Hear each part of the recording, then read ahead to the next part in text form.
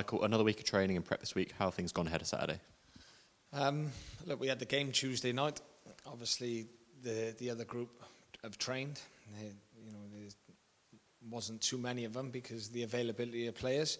But we managed to get in what we needed to get in to those players as well as the boys who had minutes in the game against Exeter. So in terms of that, it's been positive. Also, no more injuries, so that's good.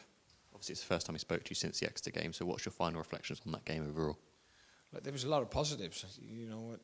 We started poorly in terms of Exeter. I thought Exeter started really bright as well. They had a strong team out.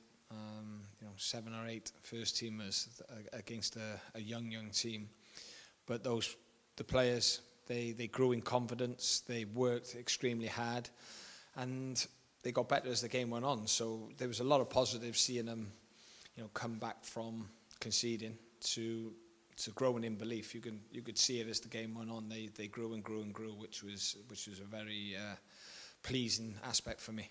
Two of those key positives obviously being those first team players getting more minutes and also the youngsters getting more match day and first team experience as well. Yeah, exactly.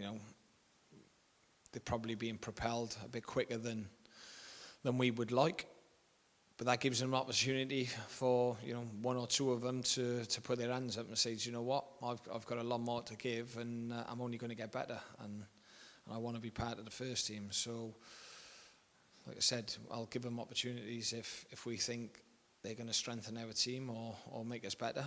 And it was pleasing for them that so many of them had that experience. Looking back to this weekend, of course, Tyrese returns from international duty, but what's the latest on player availability overall? Well, George come through on Tuesday night, so he's another one who's back, and there's a couple that were 50-50 on for tomorrow. Looking at Mansfield, what sort of challenge do you think they'll pose this weekend? Big one. They're a very, very strong team, strong squad. Nigel has done a very good job there. He's had time to build and to shape it how he wants. With that, obviously I know they're one of the bigger spenders, but that brings his own pressures.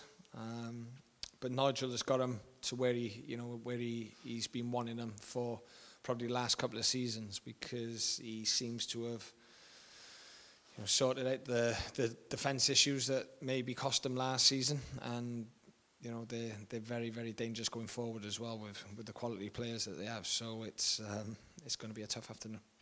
Looking at us for this weekend, of course, Mansfield are an unbeaten run, but how important is it for us to show we can compete against these teams for the full 90 minutes? Well, that's it. We've got to be switched on for the full 90 minutes. I know we can compete with them, but we need to be switched on until that final whistle goes.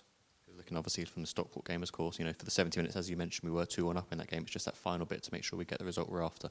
Well, it is, and that's where the good teams and the strong teams punish you. If you have a lapse in concentration, they can hurt you, and we got hurt that day because we switched off on numerous occasions, and we've got to make sure we don't do that again. So with that in mind, how important is it we've learned from that and hopefully look to kick on now? Well, look, I'm hoping we've learned. We've spoken to them, we've worked on things. Ultimately, though, once they cross that white line, they've got to stand up and be counted. It's I want them to have the plaudits when they do well, but I want to see them stand up and be counted, and I think this group will.